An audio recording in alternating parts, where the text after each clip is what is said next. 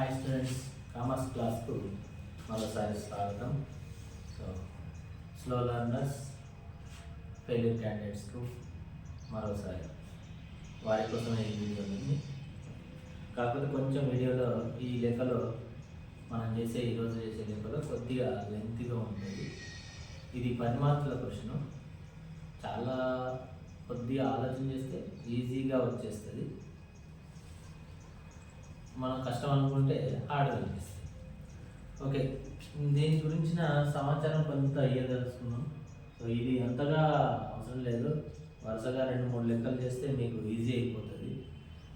కానీ కొద్దిగా ఒకసారి మీరు ఓపిక చేసుకొని ఈ లక్షణాలు, ఆదాయాల లక్షణాలు వింటే ఈజీ అయిపోతుంది అని అనుకుంటున్నాను. సో మనం చెప్పిన ఆల్రెడీ లాస్ట్ వీడియోలో చెప్పిన క్వశ్చన్ వచ్చేసి వసూలు చెల్లింపుల ఖాతా.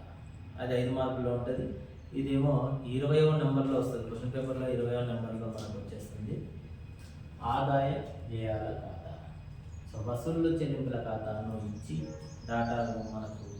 డాటాగా ఇచ్చి ఆదాయ వ్యయాల ఖాతాను తయారు చేయమని చెప్తారు. అది 20వ లెక్కలో. అయితే ఆదాయ వ్యయాల ఖాతాను తయారు చేయాలంటే కొన్ని మనం దాని లక్షణాలను గుర్తు చేసుకోవాలి. సో ఆల్రెడీ వసూలు చెల్లింపుల ఖాతా లక్షణాలు కూడా మీకు ఎక్స్ప్లెయిన్ చేసినాం. ఈ ఆదాయ వ్యయాల ఖాతా లక్షణాలు కూడా చూసుకుంటే ఇది కూడా 5 మార్కుల్లో వచ్చే అవకాశం ఉంది. ఆదాయ వ్యయాల ఖాతా లక్షణాలు థియరీ సేమ్. వసూలు చెల్లింపుల ఖాతా లక్షణాలు కూడా 5 మార్కుల్లో రావచ్చు. ఈ రెండింటి మధ్య తేడాలు కూడా 5 మార్కుల థియరీలో వచ్చే అవకాశం ఉంది. ఒకసారి ఈ షార్ట్కట్లోనే తొందరగానే ఎక్స్ప్లెయిన్ చేస్తాం, చూడండి.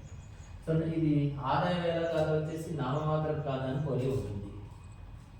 నామమాత్రపు ఖాతాను అంటే మనకు నామమాత్రపు ఖాతా సూత్రం వచ్చేసి ఖర్చులు నష్టాలు డెబిట్ చేయాలి, ఆదాయాల లాభాలను క్రెడిట్ చేయాలి. సో అదే సూత్రం మనం ఫాలో అవుతాం ఈ లెక్కలు చేసేటప్పుడు. ఖర్చులను నష్టాలను డెబిట్ వైపు, ఆదాయాల లాభాలను క్రెడిట్ వైపు రాయడం జరుగుతుంది. సో అదే వసూలు చెల్లింపుల ఖాతా అయితే మరొకసారి సో వసూళ్ళన్నీ డెబిట్ వైపు, చెల్లింపులన్నీ క్రెడిట్ వైపు చేయడం జరుగుతుంది. నెక్స్ట్ రెండవది, ప్రస్తుత సంవత్సరానికి సంబంధించిన అంశాలు మాత్రమే లెక్కలోకి తీసుకోవాలి. ప్రస్తుత సంవత్సరానికి సంబంధించిన అంశాలు ఏవైతే ఉంటాయో సర్దుబాట్లు కూడా వాటిని మాత్రమే ఈ పట్టికలో మనం చూపించాలి. అదే వసూలు చెల్లింపుల ఖాతాకు వచ్చేసరికి గత సంవత్సరానికి సంబంధించినవైనా సరే, రాబోయే సంవత్సరానికి సంబంధించినవైనా సరే, ఏవైనా సరే అవి వసూళ్ళు అయితే వసూళ్ళకు డెబిట్ వైపు, చెల్లింపులు అయితే క్రెడిట్ వైపు రాశారు. కానీ ఈ పట్టికలో కేవలం ప్రస్తుత సంవత్సరానికి సంబంధించిన అంశాలను మాత్రమే పట్టికలో తీసుకుంటాం. ఒకవేళ గత సంవత్సరం, రాబోయే సంవత్సరానికి సంబంధించిన అంశాలు ఉన్నట్టయితే వాటిని లెక్కలో నుంచి తీసివేయడం జరుగుతుంది. లెస్ చేయడం అంటే ఒకవేళ లెక్కలో ఉంటే లెస్ చేస్తాం. నెక్స్ట్ సర్దుబాట్లు ఇస్తారు మనకు. ఇవే సర్దుబాట్లు వచ్చేసి ఖర్చులు ఉంటాయి, జీతాలు, అద్దె, అటువంటి ఖర్చులు ఉంటాయి.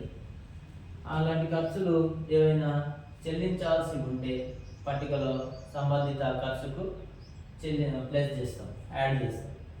ఒకవేళ ముందుగా చెల్లించి ఉంటే బీమా ఉంటుంది. ముందుగా చెల్లించిన బీమా అని మనకు లెక్కలో ఇస్తుంటారు. అటువంటిది ఉంటే మనం మైనస్ చేసి చూపిస్తాం. తర్వాత ఆదాయాలు ఉంటాయి.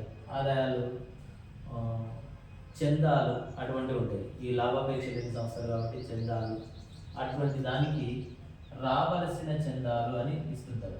రావలసినవి అటువంటివి ప్లస్ చేయాలి. ముందుగా వచ్చినవి, ఇంకా రావాల్సి ఉన్నాయి. ముందుగా వచ్చినవి అంటే అవి రాబోయే సంవత్సరానికి, ఈ సంవత్సరంలో ముందుగా వచ్చింటాయి కాబట్టి రాబోయే సంవత్సరానికి, గత సంవత్సరానికి సంబంధించినవి అంటే మనం లెస్ చేయాలి, మైనస్ చేయాలి. ఈ పట్టికలో తీసుకోవాలి. అందుకు మైనస్ చేయాలి. నెక్స్ట్ ఆస్తుల అమ్మకంపై నష్టం కానీ లాభం కానీ ఉండొచ్చు. సో ఆ ఆస్తి జనరల్గా మనకు ఫర్నిచర్ ఒకటే ఇస్తారు. ఈ లెక్కలో ఫర్నిచర్ అమ్మకం అని ఇస్తారు. దాంతోపాటే దాని వాల్యూ కూడా ఇస్తారు. సో ఫర్నిచర్ అమ్మినా దాని వాల్యూ ఇంత అని. సో వాల్యూకు, ఫర్నిచర్ విలువ కంటే ఎక్కువ ధరకు అమ్మినాం అనుకోండి లాభం వచ్చినట్టు, తక్కువ ధరకు అమ్మినాం అనుకోండి నష్టం వస్తుంది. సో ఎక్కువ ధరకు అమ్మితే లాభం, తక్కువ ధరకు అమ్మితే నష్టం. ఒకవేళ నష్టం వచ్చింది అనుకోండి దాన్ని డెబిట్ వైపు తీసుకోవాలి, లాభం వస్తే క్రెడిట్ వైపు ఈ పట్టికలో తీసుకోవాలి. ఇంకా చివరిది ఆస్తులపై తరుగుదల, ఏదైనా ఫర్నిచర్పై తరుగుదల కానీ, పుస్తకాలపై తరుగుదల కానీ, ఆట పరికరాలపై తరుగుదల కానీ, అటువంటి అంశాలకు సంబంధించిన ఈ తరుగుదలలు వస్తాయి. ఆ తరుగుదలలు వచ్చినప్పుడు మనం ఈ పట్టికలో డెబిట్ వైపు తీసుకోవాలి, ఎంతనో లెక్కించి తీసుకోవాలి. రైట్. అట్లాగే ఇది మనం ఆల్రెడీ తరుగుదలన్నీ మనం లాస్ట్ ఇయర్ ఫస్ట్ ఇయర్లో లాభ నష్టాల ఖాతాలో డెబిట్ వైపు ఏ విధంగా అయితే ఆస్తులపై తరుగుదలను తీసుకున్నామో ఇక్కడ కూడా తరుగుదలను ఇక్కడ తీసుకోవాలి. మనం నెక్స్ట్ ఆ తరుగుదలను అక్కడ ఆస్తుల పట్టీలో బ్యాలెన్స్ షీట్లో సంబంధిత ఆస్తి నుంచి తీసివేయడం అటువంటిది చేస్తాం. కాకపోతే మనకు లెక్క ఇక్కడి వరకే కాబట్టి సంబంధిత ఆస్తి బ్యాలెన్స్ షీట్ మనకు అవసరం లేదు, ఆస్తులను పట్టే అవసరం లేదు కాబట్టి దాని గురించి ఆలోచన చేయాల్సిన ఆదాయ వేల ఖాతాను. ఆదాయ వేల ఖాతాను తయారు చేసేటప్పుడు రాబడి అంశాలు, పెట్టుబడి అంశాలు అనేవి ఉంటాయి, వాటిని గుర్తించాలి. వసూలు చెల్లింపుల ఖాతాను తయారు చేసేటప్పుడు ఈజీగా ఉంటుంది కాబట్టి వసూలు అనే డెబిట్, చెల్లింపులు అనే క్రెడిట్ కాబట్టి అవి రాబడి అంశాలైనా పెట్టుబడి అంశాలైనా సంబంధం లేకుండా చేయొచ్చు. కానీ ఇక్కడ ఆదాయ వేల ఖాతాలో కేవలం రాబడి అంశాలు మాత్రమే, రాబడి వ్యయాలు, రాబడి ఖర్చులు, రాబడి వసూలు అవి మాత్రమే వస్తాయి. రాబడి ఖర్చులు అన్నా వ్యయాలు అన్నా ఒకటి, ఆదాయాలు వసూలు అన్నా ఒకటి. తర్వాత పెట్టుబడి అంశాలు, పెట్టుబడి వ్యయాలు, పెట్టుబడి ఆదాయాలు ఇవన్నీ మన కాస్తంలో పట్టిలో వస్తాయి. సో వీటి గురించి కొంచెం విశ్లేషణ చేసుకుంటే వాటిని ఎలా గుర్తించాలో తెలుసుకుంటే సరిపోతుంది. సో రాబడి ఒక ఖర్చు, మనం ఒక ఏదైనా వస్తువు పైన కానీ ఏదైనా దేనిపైన ఖర్చు పెట్టినప్పుడు ఆ వస్తువు యొక్క ఉపయోగం ఒక సంవత్సరం లోపు ఉన్నట్టయితే దాన్ని రాబడి ఖర్చు అంటాం. సో ఎగ్జాంపుల్ 1 ఇయర్ లోపు, ఒక సంవత్సరం లోపు ఉపయోగం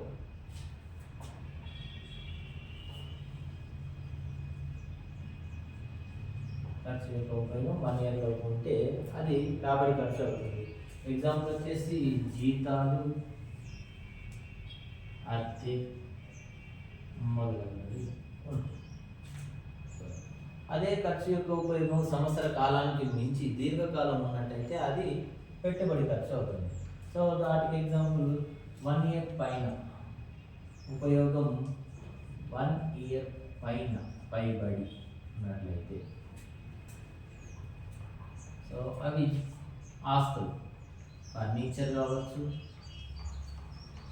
భవనాలు, పుస్తకాలు, ఆట వస్తువులు.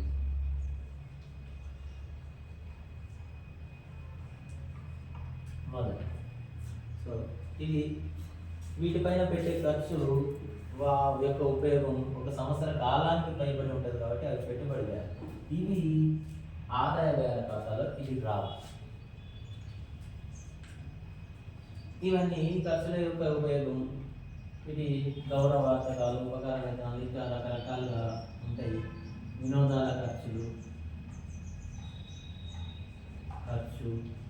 టోర్నమెంట్ ఖర్చులు, బహుమతి ఖర్చులు, ఇలా రకరకాలుగా ఉంటాయి. వీటి యొక్క ఖర్చుల యొక్క ఉపయోగం ఆ నెలలోనే ఆ సంవత్సరం లోపలనే ఉంటాయి కాబట్టి ఇవన్నీ ఆదాయ వేల ఖాతాల్లో వస్తాయి. నెక్స్ట్ రాబడి వసూలు. ఇవి తరచుగా రివైన్ అవుతూ ఉంటాయి, మళ్ళీ ఈ ఒక సంవత్సరంలోపు రిపీటెడ్గా సంస్థ చేసే కార్యకలాపాల వల్ల రిపీటెడ్గా వసూలు అవుతూ ఉంటాయి కాబట్టి వాటిని రాబడి వసూలు అంటున్నాం. రిపీట్ అయ్యేవి సింపుల్గా గుర్తుపెట్టుకోవడానికి రిపీటెడ్ అనే పదం గుర్తుపెట్టుకుంటే అయిపోతుంది. రిపీట్గా ఏమవుతుందంటే చందాలు, ప్రవేశ రుసుము, లాకర్ల అద్దె మొదలు. సో ఇవి టోర్నమెంట్ అది వినోదాల వసూళ్ళు,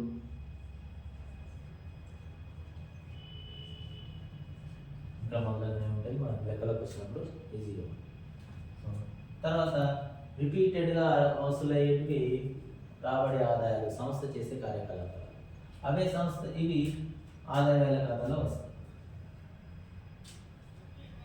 పెట్టుబడి వసూలు ఇవి రిపీటెడ్గా కావు, సంస్థకు అరుదుగా ఎప్పుడో ఒకసారి వసూలు అవుతుంటాయి. సో ఇవి నిధులు, గవర్నమెంట్ నిధులు, విరాళాలు, ఇవి ప్రత్యేక విరాళాలు, అటువంటివన్నీ ఈ పెట్టుబడి వసూలు కిందకి వస్తాయి. సంస్థకు అరుదుగా అనే పదం గుర్తుపెట్టుకుంటే అరుదుగా వచ్చే ప్రత్యేక విరాళాలు,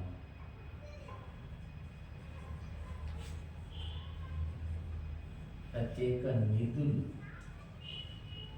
గవర్నమెంట్ బాండ్లు, డిపాజిట్స్, అటువంటివన్నీ ఈ పెట్టుబడి వసూళ్ళు సంస్థకు అర్థంగా ఎప్పుడో ఒకసారి వసూలు అవుతాయి. కాబట్టి ఇవి ఏవి కూడా ఆదాయ వ్యయాల ఖాతాలో రావు. సో ఇక్కడ విరాళాలు కూడా వస్తుంది. విరాళాలు మళ్ళీ మనం లెక్కలోకి అయినప్పుడు ఇది ఈజీగా చూసుకోవచ్చు. రైట్.